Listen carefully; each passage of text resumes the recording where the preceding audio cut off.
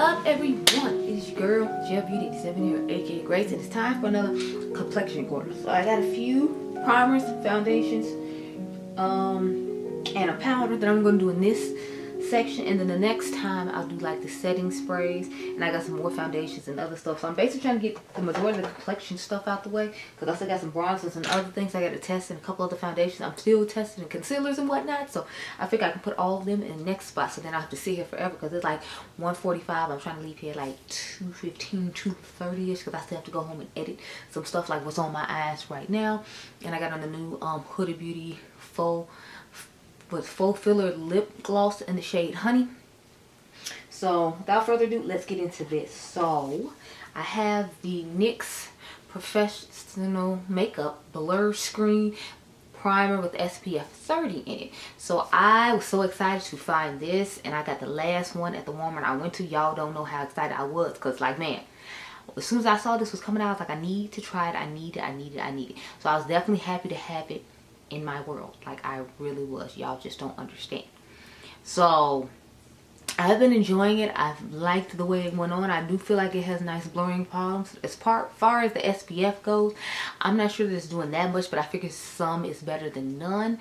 And since this is giving me some as opposed to none, along with blurred skin, I'll take it. So I definitely like it and suggest you try it if you have not. It was great for me. I don't really care about the, what was it, the cactus flower extract and the coconut juice. I think it's weird there's coconut juice in it, but I'm sure it's supposed to have some helpful property that it has. I'm sure I showed it to you all on the screen when I pulled this out, because I remember putting it to the side and giving you all information that way as opposed to reading it. So there's that. But I've been thoroughly enjoying it so far, besides it sitting in the box here, which means I haven't used it in a little while. But I liked it when I did get to use it before I start, you know, putting it in the box for the Complexion Corner video. Next, I have the LA Girl, what is it, blurring putty primer, poreless primer. So this is what it looks like on the inside. As you can see, I've been working on it quite nicely. It has a nice little dip in it. I feel like this is a great affordable option to the Tatcha one. I would recommend this one or the hard candy one. If you all did not know, I actually do not like the e.l.f. one. I don't think it's similar at all. I feel like this is probably the best similar dupe when it came to like consistency alongside the hard candy one. I would say get this one over the hard candy one though, because the hard candy one doesn't promise to blur and this one does. So I like the fact that it's a blurring putty and poreless primer. I've been thoroughly enjoying it. It's a nice thin consistency, but it blends in the skin nicely and doesn't leave like a cast or anything. So I really like it. Oh, that's what I meant to say. Like, I don't feel like this one leaves a cast either. Now, in fairness, I haven't worn it at nighttime because, you know, I don't really go out at night. Y'all know I'm not one who goes out and parties and does anything. I'm usually hanging out with Adriangameover and hanging out with you all by filming these videos. So I don't really go to many places. In the summertime, though, I'm trying to change that a little bit and maybe step out like a little bit, just a little bit. Because, you know, I ain't stepped out since like 2019, like for real, when it comes to like going anywhere, doing too much of anything. Besides the couple little vlogs I did last year, I was proud of myself for those, because like I told y'all, I don't really be going nowhere. So I'll just do the other LA Girl thing and then we'll finish off. But next we have the LA Girl, what is this, the Pro Setting Brightening Loose Setting Powder. If y'all remember, this was the soft pink powder I was telling y'all about. If you want to try an affordable option for a pink powder, I feel like this would be good for you. This is supposed to be brightening and blurring, if I remember correctly. It has a nice little puff that it comes with, and then it has it's one of those that has like the little net in it, little top to pop off or whatever. But I think it's a nice powder for what it is. It's a thin powder, so just keep that in mind. I prefer a little thicker powder in my personal opinion, because I feel like it's easier to like blend into the skin. And with this thin one, I feel like I have to cake it on in order to get the coverage that I'm used to having with my powder. So I wasn't necessarily crazy about it in that sense. I do think it's a good alternative to the Huda Beauty one though, if you were interested in getting one, because that way you don't have to pay a high price like the Huda Beauty one cost, and you can still try the pink powder, especially for people my skin tone, because it's like pink powders aren't really made for us. So if you did want to try and jump on the trend, if you will, you could use the LA Girl one, so that way you are part of the trend, but you'd have to pay the high prices that everybody else is paying that the product actually works for. So that was mainly my reason for getting that, because I don't really care about a pink powder. I tried the Huda one because that one hadn't come out yet. If that one came out first, I'd have just tried that and went on with my day. But I do mix the pink one sometimes with like what do you call it, with the peach one, and find that might work a little better for me. So, you know, there's that. But I'm not really crazy on the pink powder trend, probably because it's not really made for me. Okay, the next one I have is the Kosas BB Burst Tinted Gel Cream. Now, I'm not necessarily crazy about this on its own. However, if I use this with the Kosas foundation, or if I use it with another foundation, I like it better. So this is one I would not use on its own. It's more like a mixer for me. So I don't necessarily recommend it. I felt like it looked cakey when I first put it on.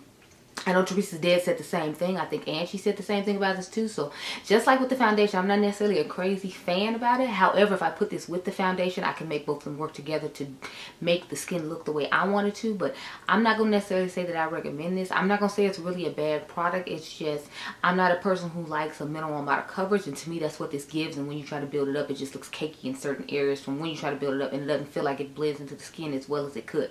Whereas the foundation does. So it makes sense to mix them together so that it'll actually blend into the skin and not necessarily sit on top.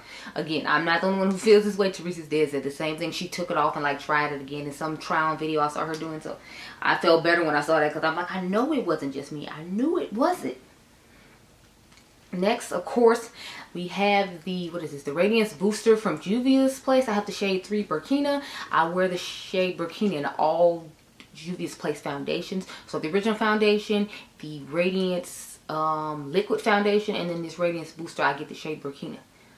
But I really like this product. I use it more as a foundation. I know some other people use it as highlighter and mix it in with foundation. I just use it as like a tinted moisturizer type thing, and then I just put a powder foundation on top of it and go.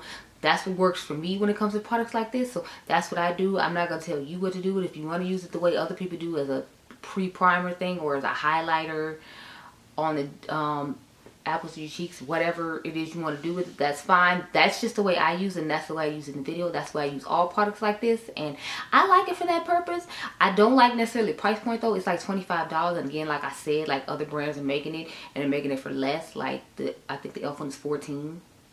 This one is still more affordable than the Charlotte Tilbury one though. So if you wanted to get it, you can pick this up at your local Ulta or the e.l.f. one, whichever one you prefer. I've got a video coming soon comparing this one to the e.l.f. one, so just stay tuned for that, girl. But yeah, batteries keep flashing on me. I'm telling y'all, everybody and everything keeps trying to sabotage me, because whenever I go to do anything, it's always some damn problem. I literally just put this battery in and now it's flashing. We only been sitting here less than 10 minutes. This is absurd. But the next thing we're going to talk about is the Camo Hydrating CC Cream from e.l.f. I have the shade Deep 500W. If you remember in the original one, I got 510 Cool. And I wasn't necessarily crazy about it. I wasn't crazy about the form of that either though. Like I like the form of this one much better. And even though it's supposed to be hydrating, it does still work for my oily skin pretty well. You just have to use a whole bunch of mattifying products and then put this on, and then you should be fine. So I actually like this one better than the original. If I suggested one, I would suggest this over the original one, but that's just my personal opinion. They both have SPF, but this one just worked out a whole lot better for me. I'm thinking about mixing this with the original one too, just to see if I like the original one better then. But since both the colors aren't the same, I feel like it's going to make it look off and weird. So I think I'm just declutter the original one. I'll hold on to this one because I wanted to have some e.l.f. foundation to refer to, and now I have this and the Charlotte Tilbury Halo Glow filter thing or whatever. But I'm gonna go get a battery, and then we'll finish off with the last 2 foundations and the 3 concealers, and I'm gonna take myself home and try to figure out my computer stuff, because I'm telling you, everything is trying to sabotage me, and it's really getting on my last day. I'll be right back. Okay, y'all, so next we have this Prada, what is this called? Prada Reveal Skin Optimizing Foundation, and it has broad spectrum sunscreen, SPF 17. I always find it weird when it's a random like off number. Like, who decided this needs to be 17% SPF? Like, what is 17% SPF even supposed to do? Not to mention, I'm not gonna slather enough foundation on my face for SPF 16 to really like, sorry, 17 to do anything any damn way. So what was the purpose? Did it make you feel better just to throw it in there? Like, I don't, why? Just why? Anyway, back to the actual foundation that I've had my random rant about it. I like this. I think, do I have the, yeah, I have the container that it comes in, but you can just buy this separately and not worry about the container if you don't have to be on camera and be like me. But I like this foundation, okay. I like my Tom Ford, Traceless Soft Matte foundation better though. I did a comparison between this and that, and I must say, I did like that better. But you know, this is nice, or whatever. It's nice. If you're looking for a luxury foundation to try out, I would recommend you try it if you want to, but I just prefer the Tom Ford one. This one is more on the more affordable end though, so that might be why you'd rather try this one out as opposed to that one, and during the sale you get a better deal. But the Tom Ford recently has been 50% off, and I found out why, but you're gonna have to watch the new makeup releases with me to find out why, unless you follow the person I follow on Instagram that spilled the tea on what's going on with all that. But yeah, I like it okay. I'm not crazy about it. Like, if I had to do it again, I would buy it again. But it's not one of the luxury foundations I'm reaching for first. Like, I would reach for the Louboutin one first, which you'll see in the next video, because I'm still trying that out a little bit more. I have it here for a video to compare to something else. So that's why well, not to compare to something else, but to like rank all my luxury foundations. It's a collab video I'm gonna do with somebody, but I still haven't asked them about the collab yet. So that's another reason I'm holding back on showing all the stuff that I wanted to show in this video for complexion. Aside from the fact it would have been like a 40-minute video. We don't need all that. Especially with the way I rant. 40 minutes would have really probably been an hour just because I keep ranting about stuff. The last foundation I have to talk about is the Makeup Forever HD Skin Hydra Glow Undetectable Skin Booster Foundation. I wear the shade 4Y60. I used to wear the shade Y505. This is supposed to be shade Y503, and since these oxidized now, which I feel like they didn't do originally, I have to get the 503 one or 4Y60 instead of the one I would have normally gotten. But I must say, I was pleasantly surprised by this foundation. This is one I prefer to mix with other foundations though, just because it's hydrating. So I put it with like a skin tint to give a little more boost of coverage, because this is going to give more coverage because it's actually a foundation. Or I put a foundation stick on that I feel like doesn't give as much coverage, like the Fenty one, and then I like put this on top and just kind of blend them together and use a mattifying powder to make sure everything stays and keeps the oils at bay and whatnot. So this is a really nice product. If you're just gonna wear it on its own though, it's quite glowy, so I wouldn't recommend this for someone my skin tone. I would say you should get the original one that they came out with before they came out with this one, just because that would work better for us. Or if you wanted to try this, maybe get the mini size one and then try it out in the winter time to see if you like the formula of it or whatnot, because I feel like this is one that we can wear in the winter time and maybe fall. But like spring, summer, if you oily combination skin like myself, do not try this. I only tried it because, you know, I make videos for you all for a living, because it is like my kind of side hustle, if you will, since I get paid from YouTube now. But yeah, I like it. I just don't recommend it if you have oily combination skin. If you have dry skin, if you have normal skin, I feel like you'll like it just fine. For oily combination skin, if you want to have a dewy one, you need to be trying to get this e.l.f. Camo one, because this is the one I feel like works best for oily combination skin, to still have that wannabe dewy effect to it. But our skin usually makes our foundation dewy within a few hours anyway, so if you want to just wait for it to make it dewy on its own, that's cool too. I'm not telling you have to buy this stuff. I'm just telling you how I feel about it after I gave you the initial videos, because that's what Complexion Corner is supposed to do. It's supposed to update you on how I feel. Now, I don't remember if I talked about this concealer or not. I feel like I did, but just in case I didn't, I was like, let me bring it over. This is Laura Mercier Real Flawless Weightless Perfecting Concealer. I have the shade FN2. I was talking to my makeup artist friend Kevin, and I was talking to him about 2 different shades I wanted to get, and it was between like this one and another one, and he was like, he thought this one. I had originally thought this one too, but I was like, because of like the swatches, it made it look like lighter than what I thought was would be appropriate for my under eyes, and y'all know I like it light, so if I thought it was light, it was a big deal. But he was like, no, it should be fine. And of course I had to listen to the makeup artist, and sure enough, he was right, because like to me this is a great shade for concealer, and I really enjoy it and really like it. So I was happy that I listened to Kevin, because he definitely put me up to the T when it came to the shade, because I was gonna get one that was darker, and then I'd have probably been mad because it was like closer to my skin tone. Y'all know how I feel about that. I don't like concealer that's close to my skin tone. I prefer one that's, you know, like a little bit brighter. It's like a 2 shades brighter than my foundation shade, as opposed to 1 like some other people do. Sometimes I do up to 3 depending on how I'm feeling, girl. But I really like this concealer and would recommend it. I do have my link for Laura Mercier down below, and I do have a code with Laura Mercier just in case anyone was curious. The last 2 are drugstore concealers, so I'll start with this L'Oreal True Match Radiant Serum Concealer with 1.5% hyaluronic acid and caffeine. So I bought the shade N8. Now originally when I swatched this, I told y'all I saw glitter in it. What ended up happening was I had to swatch on my hand of glitter from when I had swatched the eyeshadow. earlier in the day, so I thought it was glitter and concealer. It is not, because I was like, when I was looking all around and looking all in the container, I'm like, is it glitter? Is it not? But looking at it now, it looks like it is glitter. So that's why I'm like, is that what's helping giving the radiance too, like the glitter that I'm seeing in it? Because when I turn the bottle this way, I'm telling y'all, I see like orangish, glittery like particles in it. And when I swatched it, I saw that. So at first I thought I had swatched them on my hand, but now looking at it, I'm just like, I'm back to, yeah, like it's glitter in this concealer. It's not visible when you put it underneath your eyes though, so I don't understand what the purpose of putting it in there was. Does it make them feel better? Like, I don't understand what the purpose of glitter in the concealer is, but it's there though. I don't know. I don't know why. But this is a nice concealer at the drugstore. I like the applicator because it's kind of unique than other applicators I'm used to having. Let me show y'all just in case you forgot. It's like this weird, to me it reminds me of an iron that you use to iron your clothes. Like the shape of it, that's the shape it gives me. I don't know if you all see it that way. See what I'm saying? Like it has the shape of an iron that you iron your clothes with. I don't know, but I like it okay. I'm not necessarily crazy about it, especially for the price of it, because y'all know L'Oreal, she even got outrageous. Like her bronzer is $16. I'm like, girl, your bronzer almost $20. Like, let me go over to and get this e.l.f. primer infused bronzer and take myself on and, you know, go on my life, because this is, honey, this is high. For what it is, I feel like it's high. However, I wouldn't say it's bad.